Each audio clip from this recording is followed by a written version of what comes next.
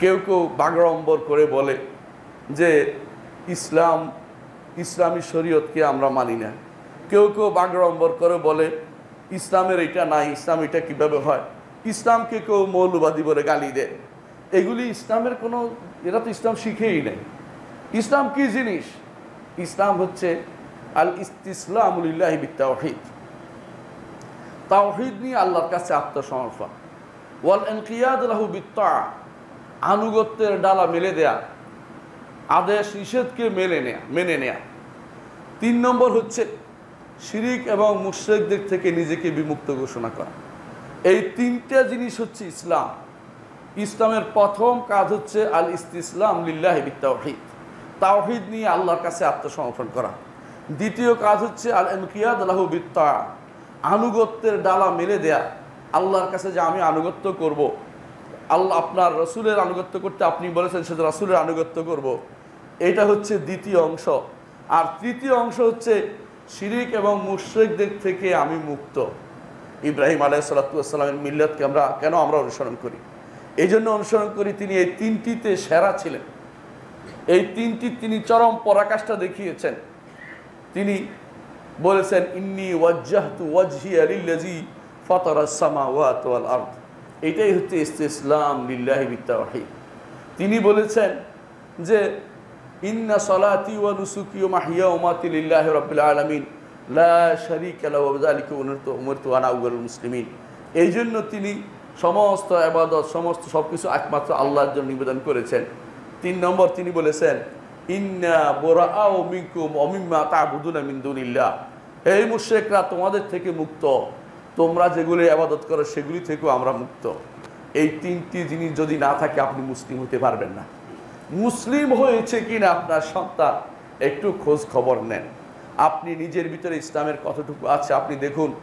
আপনি রাতের বেলা যখন পড়েন, যখন আপনি বিতির পড়েন তখন বলেন ওয়ানাখলাউ ওয়ানাতরুকু মান ইয়াফজুরুকা, যে আপনার ফাসেক তার সাথে আমি সম্পর্ক রক্ষা করি না। মুখে বলতেছেন, আসলে কর্মকাণ্ডে কিন্তু মুনাফিকি করছেন। সকালবেলা এসেই আপনার বন্ধু হয় অমুক তমুক, যারা ঈমান হারা মানুষের সাথে আপনার বন্ধুত্ব হয়। আপনি কি আসলে ঈমানের সাথে আছেন? আপনি কি মুনাফিকি করছেন না? আপনার আচরণ তো মুনাফিকি আচরণ। ঈমানদার যদি হতে হয়, আপনি ক্ষতিগ্রস্তদের মুক্ত হতে হলে ঈমানদার হতে হবে। ঈমানদার হওয়ার আগে মুসলিম হতে হয়।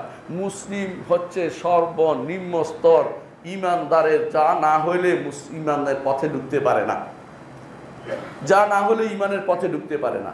নামমাত্র ঈমান যার আছে সে মুসলিম, পরিপূর্ণ ঈমান যার আছে সে মুমিন।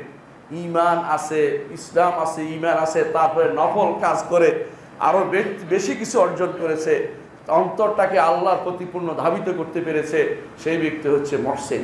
এই 3টি স্তর দ্বীনের রয়েছে। এই 3টি স্তর আপনাকে শিখতে হবে। এই 3টি স্তর হচ্ছে ইল্লাল্লাযীনা আমানু, ওই ব্যক্তি ক্ষতিগ্রস্ত থেকে মুক্ত। সবাই ক্ষতিগ্রস্ত নয়, যারা ঈমান এনেছে তারা ক্ষতিগ্রস্ত থাকে মুক্ত।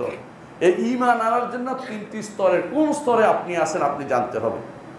3টি স্তর তো আছেই, কেউ মুসলিম, কেউ মুমিন, কেউ মুহসিন। মুসলিম, মুমিন, মুহসিন, আপনি কোন স্তরে আছেন আপনি কি নিজেকে একটু জিজ্ঞাসা করুন।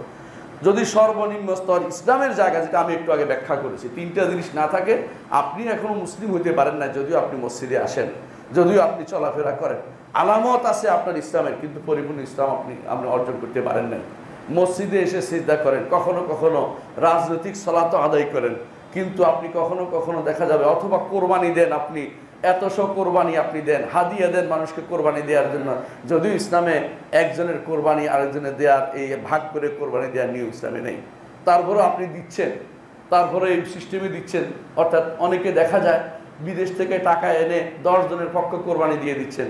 10 জনের কোরবানি একজনের দেয় কী করে? এটা কোত্থেকে পাইছেন? সেটা হচ্ছে ব্যক্তিরা 7 জন হতে পারে, কিন্তু আপনি কোরবানি করছেন কার নামে? নির্ধারিত হতে হবে। বিনা নামে কোরবানি হয় নাকি? এগুলি অনেক সময় দেখা যায়, শরীয়তে এগুলি অনুমোদন করে না, তারপরেও সেগুলো চালিয়ে যাচ্ছে। মনে রাখতে হবে আপনাকে, আপনার কাজটা আসলে ইসলামিক হচ্ছে কিনা আপনাকে জানতে হবে। আপনি নিজে মুসলিম হয়েছেন কিনা আগে দেখুন। নবীরা এই জন্য বলতেন ফালা তামুতুন্না ইল্লা আনতুম মুসলিমুন, মুসলিম না হয়ে মারা যেও না। ন্যূনতম আপনার মধ্যে ইসলামের চরিত্র আছে কিনা একটু খোঁজ নেই। পরিপূর্ণ ইসলাম আপনার মধ্যে তো পরের কথা, ন্যূনতম ইসলামের অবস্থা আছে কিনা। পরিপূর্ণ ইসলাম হলে আপনি মোমেন হবেন। যেই ব্যক্তি মোমেন হবে আর যেই ব্যক্তি মুহসিন হবে সেই ব্যক্তি সরাসরি জান্নাতে চলে যাবে, তাদেরকে কেউ আটকাতে পারবে না। এর প্রমাণ হাদিসে রাসূল সাল্লাল্লাহু আলাইহি ওয়াসাল্লাম।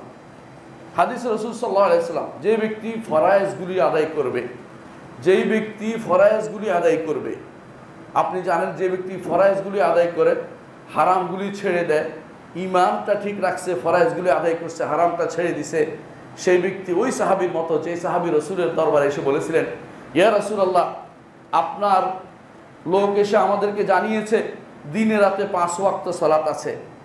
রাসূলুল্লাহ সাল্লাল্লাহু আলাইহি ওয়াসাল্লাম বললেন যে হ্যাঁ, এটাই আমি এটাই বলছি, আমার লোকে ঠিক বলেছে। তখন ওই লোক বলেছিলেন যে আমি একটু বাড়াবো না, একটু কমাবো না। এরপর হাদিসের লম্বা ইতিহাস, আমি সেদিকে যাব না। সবশেষে ফরজগুলি সে পালন করে বলেছে। তাতেই রসুল বলেছেন যে আফলাহা ইন সাদাকা, লোকটি যদি সত্য করে দেখায় জান্নাতে যাবে। এবং রাসূলুল্লাহ সাল্লাল্লাহু আলাইহি ওয়াসাল্লাম শেষে অন্য হাদিসের বর্ণনা এটাও আসছে, দাখালাল জান্নাতা ইন সাদাকা, যদি সে এটাই করে বেড়ায় জান্নাতে যেতে পারে। তাহলে আপনি ইমানটা যদি কোনো ইমানের স্তর যদি আপনার হয়ে যায় জান্নাতে যেতে পারবেন। তারপর যদি মুহসিনের স্তর উপরে উঠে যান, লা ইয়াজালু আবদি ইয়াতাকাররাবু ইলাইয়া বিন-নওয়াফিল, আমার বান্দার উপর যা আমি ফরজ করে দিয়েছি তাছাড়া কোনো কিছু দিয়ে আমার নৈকট্য অর্জন করতে সে পারবে না। বেশি নৈকট্য অর্জন করতে হলে ফরজের প্রতি গুরুত্ব দিতে হবে, এটা বলেছেন। তারপর বলেছেন এরপরে বান্দা যখন নফল সালাত আদায় করতে থাকে, নফল কাজ করতে থাকে, নফল ইবাদত করতে থাকে, তখন বান্দা আরও নিকটবর্তী হয়ে যায়। তখন তার চিন্তা চেতনা, আমার চিন্তা চেতনা, আল্লাহর যেটা চিন্তা, আল্লাহ যেটা আমার জন্য পছন্দ করেন সেটা তার পছন্দ হয়ে যায়।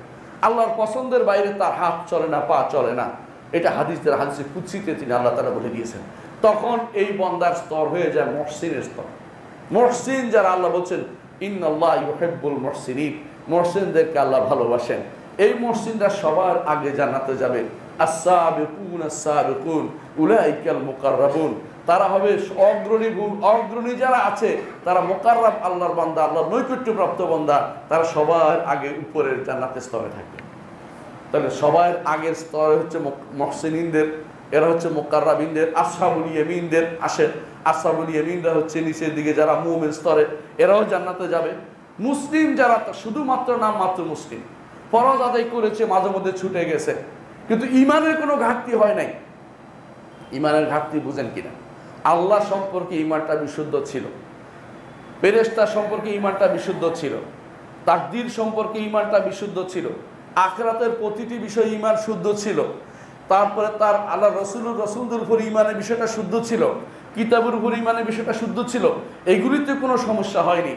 সলাতের ব্যাপারে হয়তো তার কোনোদিন ছুটে গেছে, কোনোদিন আবার কাজা করেছে, হারামের ব্যাপারে কোনোদিন উল্টাপাল্টা চলেছে। এই লোকগুলি মুসলিম পর্যায়ের। ইমান ঠিক থাকার পরে যদি কোনো ফরজের ত্রুটি হয়ে যায়, হারামে কোনোদিন ঢুকে যায়, এরা হচ্ছে মুসলিম পর্যায়ের লোক। এরা কিন্তু সরাসরি জান্নাতে যাবে এমন কথা কোথাও বলা হয়নি। এরা আটকে পড়বে হাসরের মাঠে, হিসাব দিতে দিতে অবস্থা খারাপ হয়ে যাবে। তারপর যখন পুলসিরাত পার হবে, কেউ কাটা পড়বে, কেউ নিচে পড়ে যাবে, কেউ বা হাত পা কাটবে, কেউ একেবারে ছিন্ন ভিন্ন হয়ে কোনো রকমের টেনে টুনে জান্নাতের দিকে যাবে, কেউ পড়ে থাকবে, আসতে পারবে না। রসুলের সুপারিশ তখন হবে। রসুল বলতে থাকবেন, সে পুলসিরাতের পারে দাঁড়িয়ে তিনি বলতে থাকবেন, আল্লাহুম্মা সাল্লিম সাল্লিম, আল্লাহ আমার উম্মতের জন্য সালাম দিন, আমার উম্মতকে নিরাপদ করে দিন। সেই সময় রসুলের সুপারিশ থাকবে। সেই সময় রসুল যখন চলে যাবে, আর কিছু পড়ে গেছে, রসুল সুপারিশ করতে সরাসরি চলে যাবেন, আল্লাহর দরবারে সিজদা করবেন, আল্লাহ অনুমতি দেবেন, আবার সিজদা করবেন, আবার সিজদা করবেন, আবার অনুমতি দেবেন, আবার সুপারিশ করবেন। রাসূলুল্লাহ সাল্লাল্লাহু আলাইহি ওয়াসাল্লাম সেদিন আপনার জন্য সুপারিশ করবেন। এক মানুষ, যে মানুষ আপনার জন্য কেঁদেছে, যে মানুষ আপনার সবচেয়ে আপনজন, এই মানুষের চেয়ে আপনজন আর কেউ হতে পারে না। আপনজন যদি থাকে, শ্রেষ্ঠ আপনজন তিনি হচ্ছেন মুহাম্মদুর রাসূলুল্লাহ সাল্লাল্লাহু আলাইহি ওয়াসাল্লাম। এই মানুষটি আপনাকে রেখে তিনি একা জান্নাতে থাকি যাবেন না। যতক্ষণ পর্যন্ত আপনি না যাচ্ছেন তিনি বারবার আসবেন। কিন্তু শর্ত একটাই, আপনার মধ্যে ঈমানটা থাকতে হবে, ঈমানের সামান্যতম অংশ থাকতে হবে। পরিপূর্ণ মুমিন হইতে পারেন নাই, ইসলামের যে 3টা জিনিস বলেছে এগুলি আছে। এই তিনটে জিনিস আছে, কিন্তু ছুটে গেছে মাঝে মধ্যে কিছু আবাদতে উল্টাপাল্টা হয়ে গেছে। গুনাহ কে না করে? কুল্লু বনি আদম খাত্তা ওয়া খায়রুল খাত্তাইনা তাওয়াবুন। বনি আদম প্রত্যেকেই ভুল করে, উত্তম ভুলকারী হচ্ছে যে তওবা করে। নিরাশ হওয়ার কোনো সুযোগ নেই। যে ব্যক্তি নিরাশ হবে সেই ব্যক্তি শয়তানের ধোঁকায় পড়ে গেছে। অনেক ছেলে আমার কাছে এসে বলে, আমি তো এই গুনাহ করেছি, ওই গুনাহ, আমাকে গুনাহ বলতে চেও না, তোমার গুনার ফিরিস্তি আমি শুনতে চাই না, তোমার এবং তোমার রবের মাঝে রেখে যাও। যে গুনাহ তুমি প্রকাশ করো না, প্রকাশ করতে যেও না, তুমি তোমার রবের কাছে সবকিছু বলো। আর ওয়া ইন্নাহু লা ইয়াগফিরুদ যুনুবা ইল্লা আনতা, হে আল্লাহ, আপনি ছাড়া গুনাহ কেউ ক্ষমা করবে না, এই কথা তুমি ভালো করে জানো, বলো, প্রতিদিনই বলো। এটা শুধু অন্তর দিয়ে আল্লাহর কাছে বলো। আল্লাহ তাআলা ওয়াদা করেছেন, ইয়া ইবাদিয়াল্লাযিনা আসরাফু আলা আনফুসিহিম লা তাকনাতু মির রাহমাতিল্লাহ, হে আমার বান্দারা যারা নিজে নফসের উপরে ইসরাফ করেছো, গুনাহ করেছো, বাড়াবাড়ি করেছো, নফসের উপরে জুলুম করেছো, লা তাকনাতু মির রাহমাতিল্লাহ, আল্লাহর রহমত থেকে নিরাশ হয়ো না। আপনি তো কাউকে হত্যা করেননি, হয়তো গুনাহ করেছেন, কোনো অন্যায় কাজ করে বসেছেন, নারীর দিকে তাকিয়েছেন, কোনো খারাপ চিত্রের দিকে তাকিয়েছেন, এগুলো যত কিছুই করেন না কেন, আল্লাহর কাছে কায়মানবিককে তওবা করে আল্লাহ সব ক্ষমা করে দিবেন। আল্লাহ সব ক্ষমা করে দিবেন। ইন্নাল্লাহ ইয়াগফিরুয যুনুবা জামিআন, কোনোটাই রাখবেন না, সব তিনি ক্ষমা করে দিবেন। কিন্তু শর্ত হচ্ছে তওবাটা ধরে রাখতে হবে। তওবা করছি বললেই হবে না। আপনি আর দ্বিতীয়বার ওই কাজের দিকে যাওয়ার চিন্তা করবেন না। তারপরেও যে আবার গুনাহ হয়ে যায়, এর অর্থ এই নয় যে আপনার তওবা কবুল হয় নাই, হয়েছে, শয়তান আপনাকে আবার ধোঁকা দিয়েছে, আবার তওবা করবেন, সমস্যা কি? যখন বনি আদমকে সৃষ্টি করা হয়েছিল, শয়তান চ্যালেঞ্জ দিয়েছিল যে আমি লা আহতানিকান্না যুররিয়াতাহু ইল্লা কালিলা, এদেরকে আমি সবগুলিকে আমি পথভ্রষ্ট করে ছাড়বো। আল্লাহ তাআলা বলছিলেন, আমি তাদেরকে ক্ষমা করব যতদিন তারা আমার কাছে ক্ষমা চায়। আল্লাহ তাআলা আপনার জন্য হাত বিছিয়ে রেখেছেন, লিয়াতুব, যেন রাতে যারা গুনাহ করেছে তাদেরকে ক্ষমা করার জন্য দিনের বেলা তিনি হাত প্রসারিত করে রাখেন। আমার বান্দারা আসো, তোমাকে ক্ষমা করব, আমি ক্ষমা চাইতে জানি না। আবার যারা দিনের বেলা গুনাহ করেছে, রাতে তিনি হাত প্রসারিত করে রাখেন। হাদিস এটা, যে যাতে আল্লাহ তাআলা আপনাকে ক্ষমা করেন। কিন্তু আমরা তো ক্ষমা চাচ্ছি না।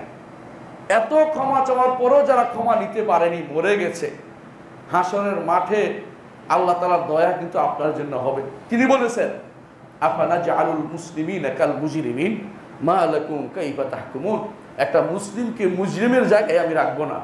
মুসলিমের জায়গা অবশ্যই এক সময় না এক সময় সে বের হবে, কিন্তু শর্ত হচ্ছে মুসলিম থাকতে হবে, আমৃত্যু মুসলিম থাকতে হবে। আমৃত্যু মুসলিম থাকতে হলে প্রথম কাজটি হচ্ছে আল ইস্তিসলাম লিল্লাহি বিত্তাওহীদ, তাওহীদের জায়গাতে কোনো ছিট যেন না ধরে, তাওহীদের জায়গাতে কোনো আচর যেন না লাগে, তাওহীদের জায়গায় কোনো ক্ষতি যেন না হয়, ওই জায়গাতে নিরাপদ থাকে, এটা খেয়াল রাখতে হবে আমাদেরকে, 1 নম্বর। 2 নম্বর, আল্লাহর আনুগত্য করব এই ওয়াদা করেন, আনুগত্য করব না সেটা বলেন না। আল্লাহর বিধানকে কোনোভাবেই অবজ্ঞা করা যাবে না, শরীয়তকে মেনে নিতে হবে, আল্লাহর শরীয়তকে প্রবর্তনের চিন্তা করতে হবে। আল্লাহর শরীয়ত নিজের ঘর থেকে শুরু করে রাষ্ট্র পর্যন্ত সব জায়গায় আল্লাহর শরীয়তকে মেনে চলতে হবে। 3 নম্বর হচ্ছে আমি ঈমানদার, আলাদা, আমি আলাদাই চিন্তা করতে হবে। ঈমান এনেছি, সবার সাথে মিলেমিশে ঐক্য করি, ওটা ইসলামের মধ্যে নাই, ওটা ইসলামের মধ্যে নাই। আর যারা এই জাতীয় চিন্তা চেতনা নিয়ে বসে আছেন, তারা ইসলামের মধ্যে তারা কাজ করছেন না, ইসলাম মুসলিম হইতে পারেন নাই। আমরা কোনো ব্যক্তিকে কাফের বলছি না, কিন্তু সামষ্টিকভাবে যারা এই কাজ করবেন তারা কাফের, ঈমানদার হতে পারেন নাই। ঈমানদারের কাজে হচ্ছে অবশ্যই কি হতে হবে? বারি হতে হবে, ওয়ালা এবং বারা, অবশ্যই তাকে মুক্ত থাকতে হবে, কুফরি থেকে এবং কাফেরদের থেকে মুক্ত। আমি তার সাথে কোনো সম্পর্ক রাখতে পারি না। আমাদের সমাজে প্রচলিত আছে প্রথমে কোরআন, তারপরে গীতা, তারপরে ত্রিপিটক, তারপরে অমুকটা পাঠ। ইসলামে যে ব্যক্তিটা অনুমোদন দিবে সে কাফের হয়ে যাবে। ইসলাম কখনো এটার সাথে একসাথে হতে পারে না। আল্লাহ তাআলা কোরআনে কারীম বলে দিয়েছেন, ওয়ালা তালবিসুল হাক্কা বিল বাতিল, আল্লাহ তাআলা বলছেন বাতিল এবং হককে মিশে ফেলিও না। ইমাম কাতাদা রাহমাহুল্লাহ বলেন, রিজালাত তাবারী রাহমাতুল্লাহ তার তাফসীরে উল্লেখ করেছেন, ইমাম কাতাদা বলেন অর্থ হচ্ছে আয় লা তালবিসুল আদিয়ানা বিল ইসলাম, ইসলামের সাথে অন্য কোনো দিনকে একসাথে করতে পারবে না। এই জন্য একসাথে উল্লেখ করা, আমরা যারা দিন মানি বা বাইতে ইব্রাহিমই অনেকে বানাইছে, যে ইব্রাহিমের দিন বলে একটা 3টে ঘর বানাইছে, এক পাশে মুসলমানদের মুসলিমদের মসজিদ, আরেক পাশে খ্রিস্টানদেরটা, আরেক পাশে ইহুদিরটা, এইটা যারা বানাইছে তারা মুসলিম থাকতে পারে না, ইসলাম থেকে বেরিয়ে গেছে। এটা মুসলিম করতে পারে না। মুসলিম তার দ্বীনকে নিয়ে এতেজাজ, দ্বীনকে নিয়ে যে সম্মানের পথে সে থাকবে। কেন সেটা বললাম? আমাদের তো হারানোর সব, ওরা তো কাফের, ইহুদি নাসারা যে কাফের তো কোনো সন্দেহ নেই। ওরা যে কোনো জিনিস ছাড়তে পারে, যে কোনো জিনিস নিয়ে চলতে পারে। আমরা যারা মুসলিম, আমরা যদি ওদের সাথে মিশে যাই, আমাদের তো শেষ হয়ে গেলাম। আমরা যে আলাদা একটা জাতি, আমরা যে মুসলিম, এইটা তো পরিচয় আর রইল না। আমরা তো যে কোনো জায়গায় মিশে গেলাম। ওরা বাতিল যে কোনো জায়গায় ঢুকতে পারে, কিন্তু হক কোনোদিন যে কোনো জায়গায় ঢুকতে পারে না। হক হক আলাদা থাকতে হয়। হক জাল হক ওয়াজাহাকাল বাতিল, হক যখন আসছে, ইসলাম যখন আসছে, অন্য সবগুলি বাতিল হয়ে গেছে।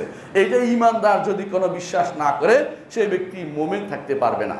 যদি মনে করে ইহুদি নাসারা হকের উপর আছে, সামান্যতম হক মনে করলো, সেই ইমানদার হবে না।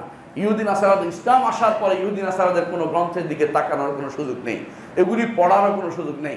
মুহাম্মদুর রাসূলুল্লাহ সাল্লাল্লাহু আলাইহি ওয়াসাল্লাম প্রথম ইহুদিদের সাথে বা নাসারাদের সাথে মিল করে কথা চলতে পছন্দ করতেন। কেন? তখনও ইসলাম পরিপূর্ণ হয়নি। যেদিন ইসলাম পরিপূর্ণ হয়েছে, আল্লাহ তাআলা আয়াত নাযিল করলেন, আল ইয়াউমা আকমালতু লাকুম দীনাকুম ওয়া আতমামতু আলাইকুম নি'মাতি ওয়া রাদিতু লাকুম ইসলাম দীনা। আজকের দিনে ইসলামকে তোমাদের জন্য পূর্ণ করে দিলাম। সেদিন থেকে আর কোনো দিনের দিকে তাকানোর কোনো সুযোগ আমাদের নাই, কোনো দিনের দিকে তাকানোর সুযোগ না। তাদের কোনো গ্রন্থ পড়া যাবে না, তাদের সাথে তাদের কিছু আমাদের মধ্যে শেয়ার করা যাবে না, তাদের কোনো বানানো কোনো নীতি আমার। সম্মানিত মুসল্লিয়ান ইকরাম, আমি আমার নিজেকেও আপনাদেরকে আল্লাহর তাকওয়া অবলম্বনকে অনুরোধ জানাচ্ছি। যেই তাকওয়া অবলম্বন করে আল্লাহ তাআলা আমাদেরকে যে কোনো বিপদ থেকে উদ্ধার করার ওয়াদা তিনি দিয়েছেন। আর আল্লাহ থেকে উত্তম ওয়াদাকারী, সত্য ওয়াদাকারী আর কেউ নেই। তিনি তার ওয়াদা অবশ্যই বাস্তবায়ন করবেন। জগতের বুকে অনেক সমস্যায় নবী রাসূলগণ পতিত হয়েছেন, সবাইকে আল্লাহ তাআলা উদ্ধার করেছেন তাকওয়ার কারণে, এবং সবাইকে সর্বশেষ বড় মুসিবত থেকে ওই তাকওয়ার কারণে উদ্ধার করবেন। আল্লাহ তাআলা কোরআনে কারীম বলেছেন, তিলকাল জান্নাতুল্লাতী নূরিসু মিন ইবাদিনা মান কানা তাকিয়া। আমার বান্দাদের মধ্যে যারা মুত্তাকি, তাদেরকেই আমরা জান্নাতের ওয়ারিস বানাবো। মুত্তাকি না হলে কেউ জান্নাতে যেতে পারবে না। তাকওয়ার এলিমেন্টস পরিপূর্ণ না হলে জান্নাতে যেতে পারবে না। ময়লা নিয়ে জান্নাতে যাওয়া যাবে না। গুনাহ, বেদাত, শিরক, কুফর, নিফাক, এগুলি নিয়ে কেউ জান্নাতে যেতে পারবে না। এগুলির মধ্যে কিছু ভয়াবহ আছে, যেগুলি থাকলে কোনোদিনই কেউ জান্নাতে যেতে পারবে না। তা হচ্ছে, কারো মধ্যে যদি নিফাক থাকে, কারো মধ্যে যদি কোনো কুফর থাকে, কারো মধ্যে যদি কোনো শিরিক থাকে, তাহলে সে কোনোদিনই জান্নাতে যেতে পারবে না। আবার কিছু আছে ময়লা, এই সমস্ত ময়লার মধ্যে জান্নাতে যাওয়ার প্রতিবন্ধক, তার মধ্যে কিছু আছে যেগুলো আপনি যদি দীর্ঘদিন হয়তো আপনি আযাব ভোগ করবেন, অথবা আল্লাহ তাআলার রহমতে কারো সুপারিশে অনুমতি প্রাপ্ত হলে কেউ সুপারিশ করবে, অথবা আল্লাহ তাআলা তাকে বাঁচিয়ে দিবেন। বিভিন্ন কারণে হয়তো সে পার পেয়ে যাবে, কিন্তু কোনোদিন কোনো ব্যক্তি পূর্ণ মুত্তাকির অবস্থায় না গিয়ে জান্নাতে যেতে পারবে না। তাকওয়ার বিরোধী প্রত্যেকটি কাজ জান্নাতে যাওয়া বিরোধী। তাকওয়ার বিরোধী প্রত্যেকটি কাজ জান্নাতে যাওয়া বিরোধী। যদি জান্নাতে যেতে দেরি হয়, এটাকে সহজ দেরি মনে করেন না। দুনিয়ার বুকে আমরা বিপদ আপদে অনেক সময় এতই অধৈর্য হয়ে পড়ি, হয়তো সেটা কয়েক বছর বা কয়েক মাস, কিন্তু সেখানে কয়েক হাজার বছর হয়তো আপনাকে আগুনে জ্বলতে হবে, হাসরের মাঠে অবস্থান করতে হবে। এসব মূল কারণ হচ্ছে তাকওয়া বিরোধী যে প্রবণতা আমার মধ্যে এসেছে, সেটা থেকে মুক্ত হতে পারি নাই, দুনিয়ার বুকে মুক্ত হওয়ার সুযোগ হয় নাই। এই জন্য প্রত্যেক খতিব সব সময় তিনি খুতবা দিয়ে শুরুতেই এই কথা বলেন যে তাকুল্লাহ, আল্লাহর তাকওয়া অবলম্বন করেন। এই তাকওয়া না হলে আপনি কোনোদিন জান্নাতে যেতে পারবেন না। এই জন্য আল্লাহ নিজে বলে দিয়েছেন, তিলকাল জান্নাতুল্লাতী নুরিসু মিন ইবাদিনা মান কানা তাকিয়া। আমাদের বান্দাদের মধ্যে যারা তাকওয়ার অধিকারী হবে তাদেরকে জান্নাতের ওয়ারিস বানাবেন তিনি। আর তাকওয়ার যদি কোনো অধিকারী হতে হয়, জান্নাতের ওয়ারিস হতে হয়, তাহলে অন্তরটা পরিপূর্ণ পরিচ্ছন্ন হতে হবে। শিরিক থেকে, কুফর থেকে, বেদাত থেকে, গুনাহ থেকে পরিপূর্ণ না হওয়া পর্যন্ত জান্নাতে যেতে পারবেন না। আল্লাহ তাআলা এই জন্য বলছেন, ইয়াউমা লা ইয়ানফাউ মালুন ওয়ালা বানুন ইল্লা মান আতাল্লাহা বিকলবিন সালিম। সেদিন সম্পদও কাজে লাগবে না। দুনিয়াতে অনেক সম্পদ রেখে গেছেন, আল্লাহর রাস্তায় কাজে লাগান নাই, সেগুলি কাজে লাগবে না, সেগুলি কাজে লাগবে না। কিন্তু যেগুলো আল্লাহ হাতে দিয়ে দিয়েছেন সেগুলো কাজে লাগবে।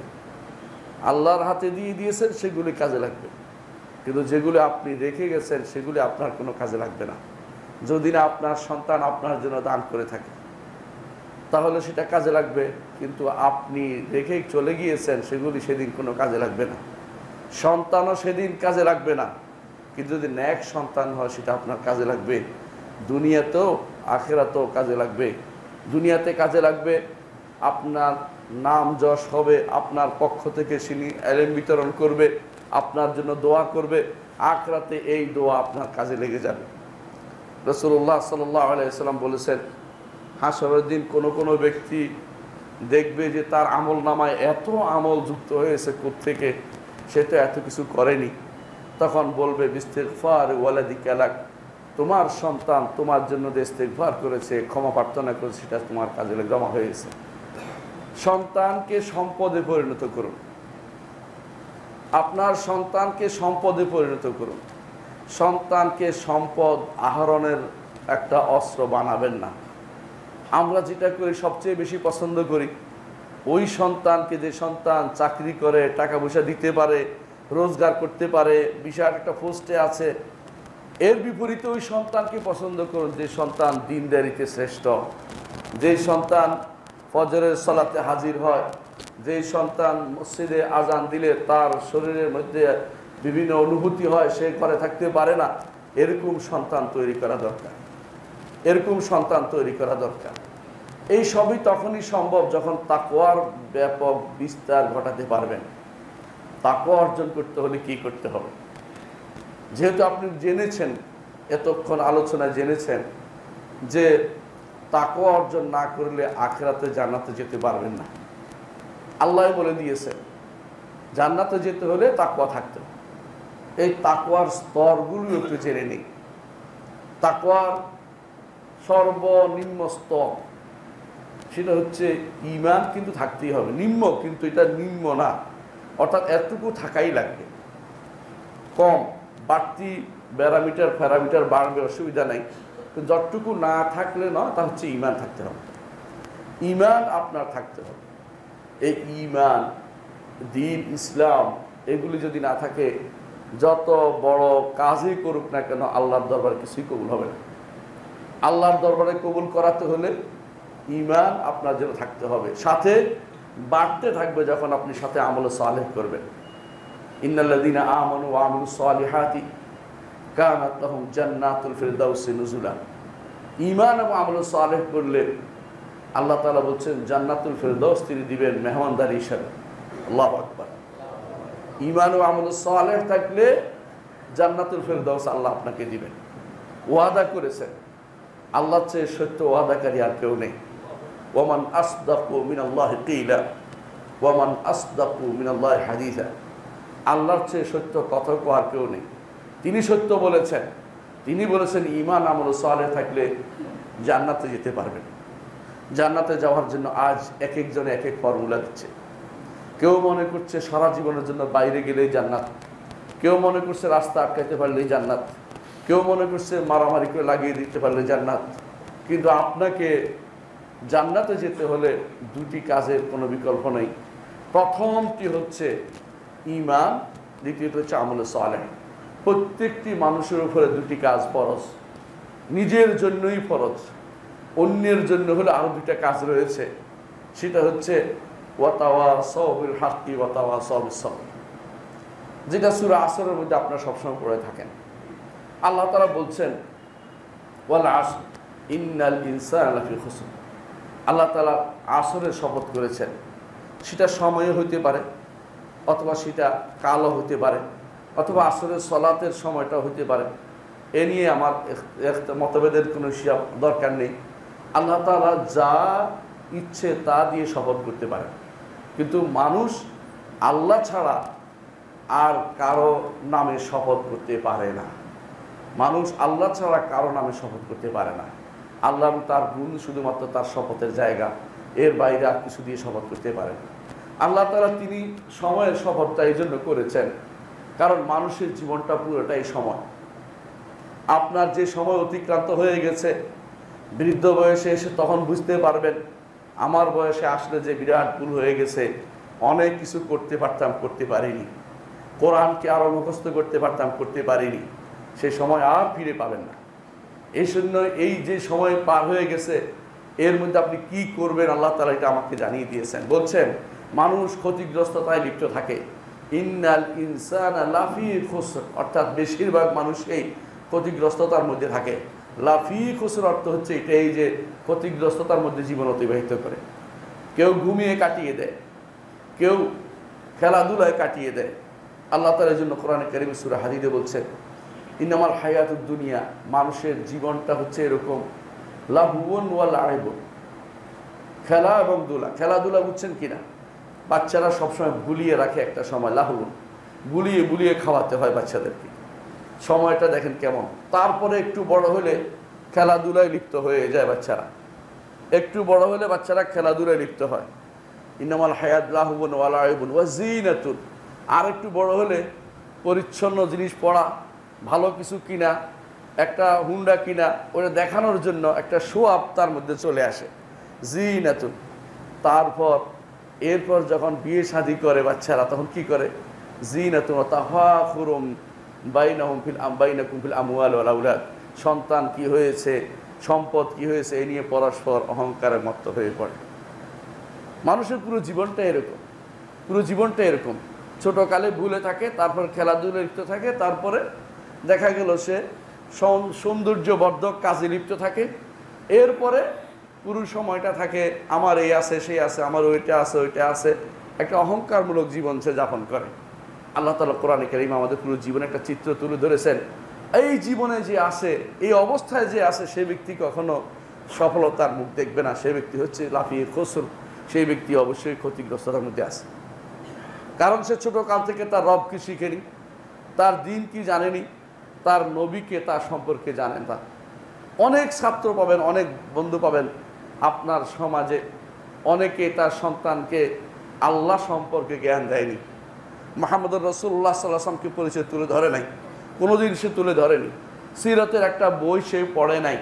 তারা এমনও আছে সর্বোচ্চ ডিগ্রিধারী হয়ে গেছে, কিন্তু মুহাম্মদুর রাসূলুল্লাহ সাল্লাল্লাহু আলাইহি ওয়াসাল্লামের সিরাত সে পড়ে নাই। এমনও অনেক আছে ইসলাম সম্পর্কে, ইসলাম কাকে বলে এটা তাকে আপনি শিখাতে পারবেন না। ইসলাম কাকে বলে? ইসলাম হচ্ছে এই যে মসজিদে যাওয়া, না, এটা তো মসজিদে যাওয়া ইসলাম না। অনেকের কাছে ইসলাম কত রকম আপনি চিন্তা করতে পারেন।